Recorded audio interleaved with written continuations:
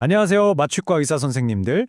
오늘도 Anesthesia and Perioperative Medicine 채널에 오신 것을 환영합니다. 오늘은 여러분이 전공의 시절 경험했던 엔티바디 스크리닝 테스트 양성 환자의 마취에 관한 내용입니다. Hello, anesthesiologists. Welcome to today's episode of Anesthesia and Perioperative Medicine. Today, we'll discuss anesthesia for a patient with a positive antibody screening test, something you experienced during your residency. 네, 오늘 다룰 내용이 좀 방대하죠? 그래서 이 복잡한 주제를 5가지 핵심 섹션으로 깔끔하게 나눠서 살펴보려고 합니다. 먼저 동종면역화라는 개념 자체, 즉 수혈에 숨겨진 과제가 무엇인지 알아볼 거고요.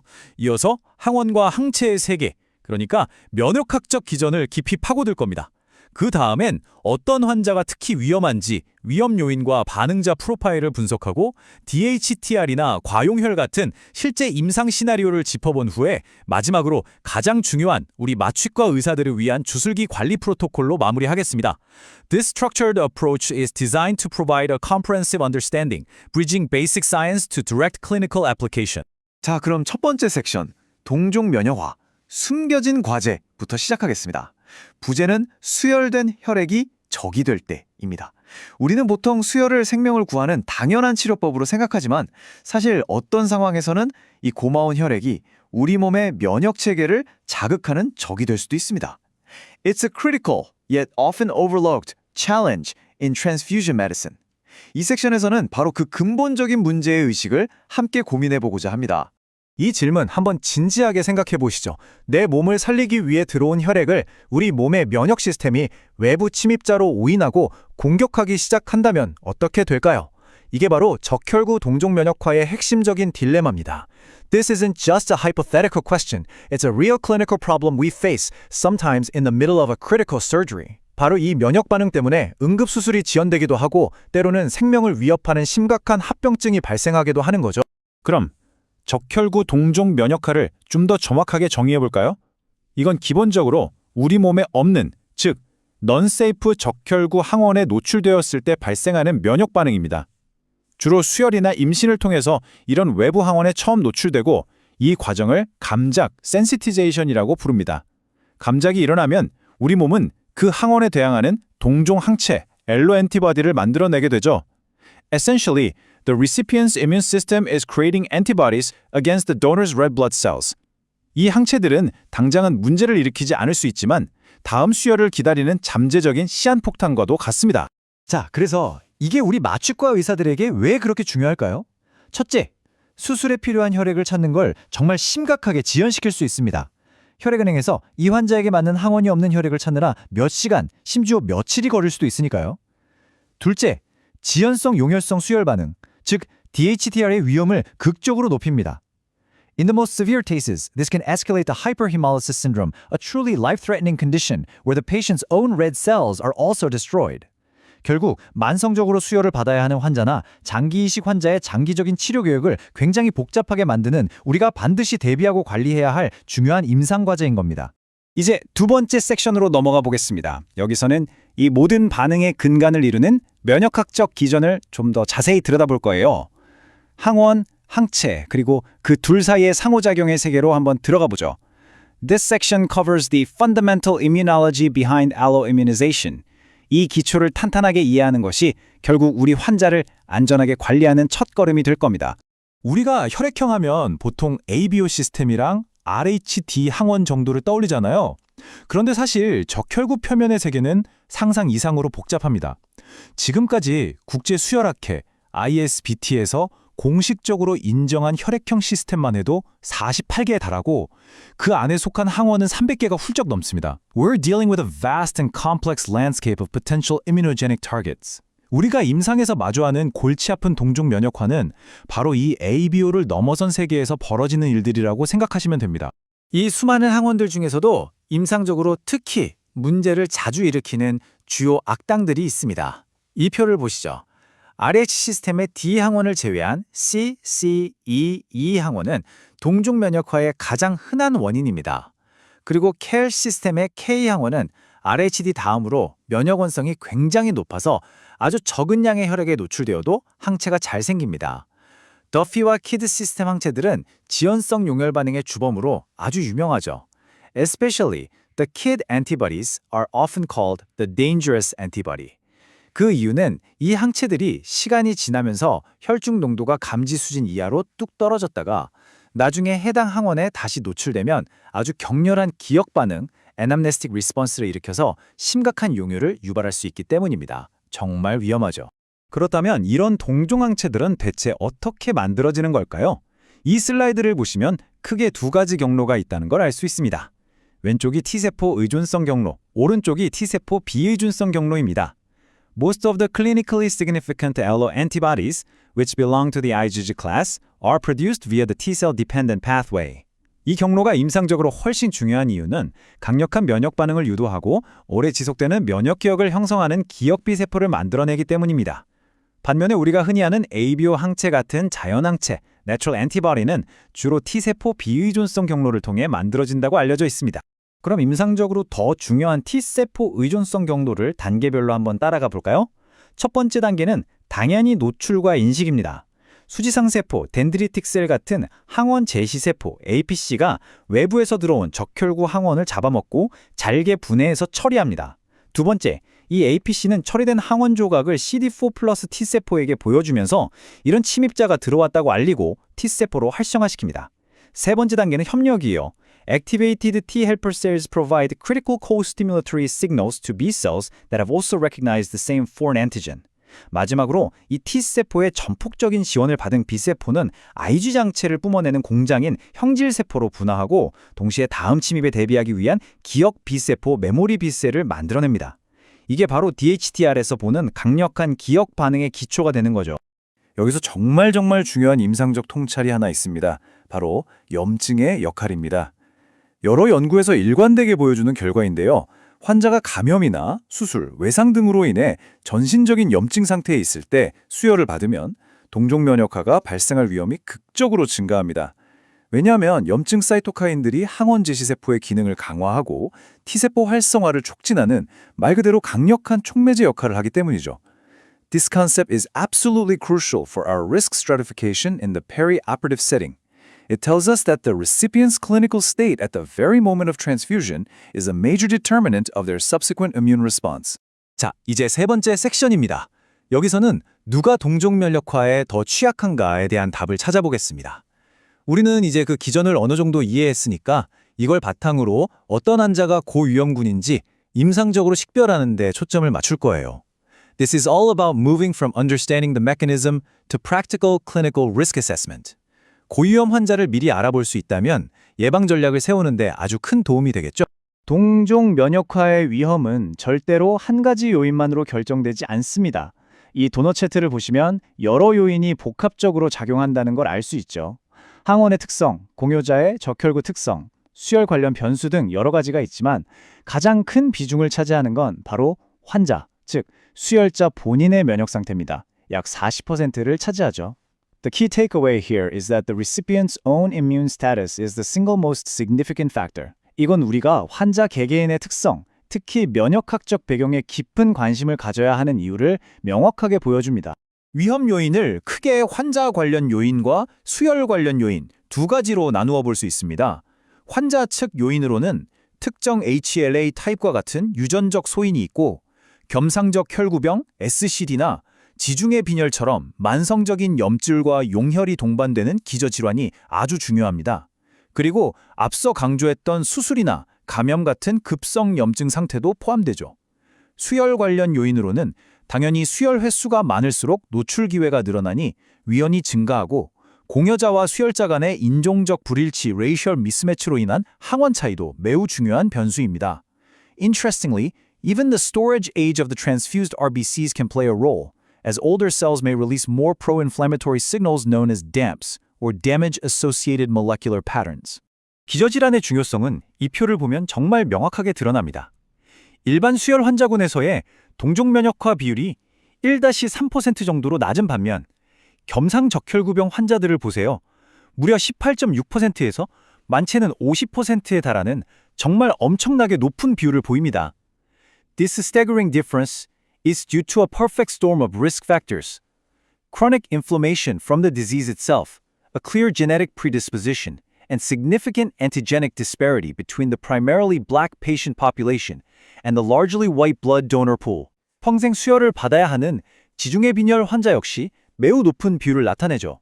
여기서 아주 흥미로운 개념이 등장하는데요. 바로 우수 반응자, good responder라는 표현형입니다. 이건 기저질환이 무엇인지 수혈을 몇 번 받았는지와는 별개로 유전적으로 항체를 남들보다 훨씬 더 잘 만드는 경향이 있는 사람들을 지칭하는 용어입니다. 이들은 면역학적으로 항상 준비된 상태와 같아서 아주 적은 양의 항원에 노출되어도 쉽고 강하게 항체를 만들어냅니다.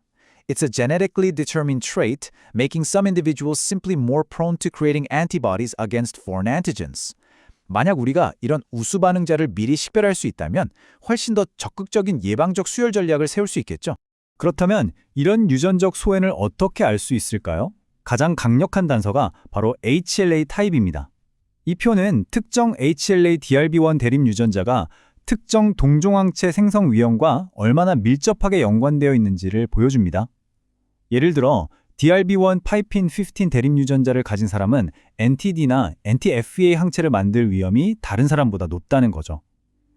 그런데 여기서 가장 주목해야 할 점은 맨 아랫줄입니다. The HLA-DRB1 파이핀 15 allele is strongly associated with being a multi-responder, meaning a patient who produces antibodies against multiple different red cell antigens upon exposure. 따라서 미래에는 HLA 타이핑이 환자의 면역학적 위험도를 예측하고 맞춤형 수혈 전략을 세우는데 아주 강력한 도구가 될 수 있을 겁니다. 자, 네 번째 섹션입니다. 이제 동종 면역화가 실제로 우리 눈앞에서 어떤 임상적 결과로 나타나는지 구체적인 시나리오를 통해 살펴보겠습니다. 그 대표적인 예가 바로 지연성 용혈성 수혈 반응 DHTR과 과용혈 증후군 hyperhemolysis.입니다. Now we will detail the specific and often dangerous clinical syndromes that can result from alloimmunization. 이 두 가지를 명확히 인지하고 감별하는 능력은 환자의 안전과 직결되는 우리 임상의에게 매우 중요한 역량입니다. DHTR의 전형적인 임상 경과를 시간 순서대로 한번 짚어보겠습니다. 0일차에 환자가 자신에게 없는 항원을 가진 부적합 혈액을 수혈받습니다. 당장은 아무 일도 없죠. 하지만 3일에서 14일 사이에 잠자고 있던 기억비 세포가 깨어나면서 강력한 기억 반응이 시작됩니다. IgG 항체 수치가 급격히 상승하고 이때부터 미열, 황달, 그리고 수혈을 했는데도 불구하고 예상치 못하게 헤모글로빈 수치가 뚝 떨어지는 증상이 나타나기 시작합니다. The key feature here is its delayed onset, which can sometimes make the connection to the transfusion less obvious, especially in a complex post-operative patient. 용혈은 수혈 후 7일에서 21일 사이에 최고조에 달하며 이때 혈액 검사를 해보면 LDH와 간접 빌리루빈이 상승하고 직접 항글로불린 검사 DAT에서 양성 소견이 확인됩니다. 과용혈 증후군은 DHTR 중에서도 가장 심각하고 극적인 형태입니다. 이건 굉장히 드물지만 한번 발생하면 매우 치명적인 합병증인데요. 수혈이 촉매제가 되어서 수혈된 적혈구뿐만 아니라 환자 자신의 적혈구까지 파괴시켜버리는 무서운 현상입니다. 그 결과 헤모글로빈 수치가 수혈을 받기 전보다 오히려 더 떨어지는 정말 역설적인 상황이 발생하죠. This paradoxical and life-threatening nature makes hyperhemolysis a true medical emergency. 특히 겸상적혈구병 환자에서 더 자주 보고되는데 여기서 가장 중요한 점은 추가적인 수혈이 오히려 상태를 더 악화시킬 수 있다는 겁니다. 그래서 극도의 주의와 전문적인 판단이 요구됩니다. 마취과 의사로서 우리가 반드시 머릿속에 명확히 구별해 두어야 할 두 가지 수혈 반응이 바로 이 표에 정리되어 있습니다. DHTR과 급성 용혈성 수혈 반응 AHTR입니다. 가장 큰 차이점은 발생 시점, 주된 항체 클래스, 그리고 용혈이 일어나는 장소입니다. DHTR은 IgG 항체에 의해 수일에서 수주에 걸쳐 지연성으로 주로 비장과 같은 혈관 외에서 발생합니다. 반면 ABO 부적합으로 인한 AHTR은 IgM 항체에 의해 수분에서 수시간 내에 즉각적으로 혈관 내에서 발생하죠. Critically, an ABO mismatch triggers massive intravascular hemolysis and complement activation, leading to catastrophic clinical outcomes, shock, disseminated intravascular coagulation, DIC, and acute renal failure, which often carries a high mortality rate. 이 차이를 이해하는 것이 정확한 진단과 신속한 치료의 첫걸음입니다. 자, 드디어 마지막 5번째 섹션입니다. 지금까지 논의했던 모든 이론과 기전을 바탕으로 이제 수술실과 병동에서 우리가 실제로 적용할 수 있는 구체적인 관리 프로토콜에 대해 알아보겠습니다. This final section is all about translating theory into actionable strategy. 마취과 의사로서 우리가 이 복잡한 위험을 어떻게 효과적으로 관리하고 우리 환자를 안전하게 지킬 수 있을지에 대한 실질적인 답을 함께 찾아보도록 하겠습니다. 모든 의학 분야가 그렇듯 여기서도 예방이 최선의 치료입니다. 예방의 초석은 4가지로 요약할 수 있습니다. 첫째, SCD 환자처럼 고위험군에게는 예방적으로 최소한 RHCCE와 켈 항원을 맞춰주는 확장 항원 검사를 시행하는 것입니다. 둘째, 만성수혈 환자에게는 정기적으로 항체 선별 검사를 해서 새로운 항체가 생기는지 감시해야 합니다. 셋째, 최근 수혈받은 환자처럼 혈액형 검사가 부정확할 수 있을 때는 DNA 기반의 유전형 검사를 활용하는 것이 좋습니다. Lastly, and perhaps most importantly, we must maintain meticulous and permanent records of all identified antibodies. This is because their titers can wane over time and become undetectable by standard screening, posing a significant hidden risk for future transfusions. 정규 수술을 앞둔 환자에게서 항체 스크리닝 양성 결과가 나왔을 때 우리는 이 알고리즘을 따라야 합니다. 1단계, 즉시 혈액은행에 전락해서 어떤 항체인지 동정, 아이덴티피케이션을 의뢰합니다. 2단계, 항체가 확인되면 혈액은행과 긴밀히 협력하여 해당 항원에 없는 혈액을 수술에 필요한 만큼 충분히 확보해야 합니다. 희귀 형체의 경우 국내에 맞는 혈액이 없어서 해외에서 공수해야 할 수도 있으므로 이 과정에 상당한 시간이 걸릴 수 있습니다. So it is absolutely critical that this entire process is initiated as early as possible, ideally weeks before the planned surgery. 마지막 3단계, 수술실에 들어가기 전에 반드시 적합 혈액이 병원에 확보되었는지 다시 한번 확인하고 예상치 못한 대량 출혈 상황에 대비한 명확한 플랜 B를 세워두어야 합니다. 동종 면역화 환자에게는 환자 혈액 관리, 즉 PBM의 원칙이 그 어떤 환자보다도 더 중요해집니다. 수혈 자체가 위험하고 어려우니 애초에 수혈의 필요성을 최소화해야 하는 거죠. 외과 의사와의 협력을 통해 수술 중 출혈을 최소화하고 셀세이버, 셀살베이지나 엔티피브리놀리틱스를 적극적으로 사용해야 합니다. 또한 수술 전 철분, EPO, 비타민 등으로 빈혈을 최대한 교정해서 수혈에 대한 환자의 내성을 높여야 합니다. Applying restrictive transfusion thresholds based on solid evidence is, of course, a fundamental principle.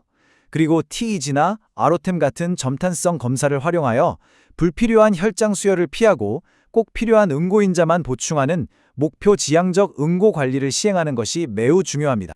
하지만 우리가 마주하는 가장 어렵고 스트레스받는 시나리오는 바로 이런 환자가 응급 상황에서 대량 출혈을 할 때입니다. 이것은 혈액은행과 우리 임상팀 모두에게 엄청난 압박을 주는 그야말로 중대한 결정의 순간입니다. This is a high-stakes clinical decision. You are constantly weighing the significant risk of a severe hemolytic reaction against the immediate and certain threat of the patient bleeding to death. 이런 절체절명의 순간에 우리는 과연 어떻게 행동해야 할까요? 대량 수혈 프로토콜이 발동되었을 때의 행동 지침입니다. 첫째, 망설이지 말고 조기에 MTP를 활성화해야 합니다. 둘째, 이런 위기 상황에서도 지혈대, 약물 등 가능한 모든 PBM 전략을 총동원해서 출혈을 늦춰야 합니다. 셋째, 혈액은행의 상황의 긴급성과 환자의 정확한 항체 상태를 명확하게 반복적으로 전달해야 합니다. If fully compatible, antigen-negative blood is simply not available in time, the blood bank's last resort may be to issue least incompatible blood. 이건 최선은 아니지만 환자의 생명을 구하기 위한 차악의 선택이며 임상위와 혈액은행 전문가의 신중한 논의가 필요합니다. 마지막으로 O형 음성 혈액의 함정을 절대 잊으면 안 됩니다. O-negative blood is universal only for ABO and RHD antigens. It is not universally safe because it may still carry other antigens like KEL, C, or E to which the patient is already sensitized. 오늘 정말 긴 시간 동안 적혈구 동종 면역화의 기전부터 복잡한 임상관리까지 함께 살펴보았습니다. 마지막으로 이 질문에 여러분께 던지면서 마무리하고자 합니다. 발전된 유전형 검사 기술과 다양한 인종의 헌혈자를 확보하여 인종적으로 일치하는 혈액을 공급하는 프로그램을 통해 우리는 과연 이 동종 면역화를 그저 발생한 뒤에 관리해야 할 합병증이 아니라 사전에 예방 가능한 문제로 만들 수 있을까요? This question points toward the future of transfusion medicine, a future where precision medicine and prevention are paramount. 오늘 이 시간이 선생님들의 바쁜 임상 현장에서 이 질문에 대한 답을 찾아가는 여정에 작은 도움이 되었기를 진심으로 바랍니다. 경청해 주셔서 감사합니다.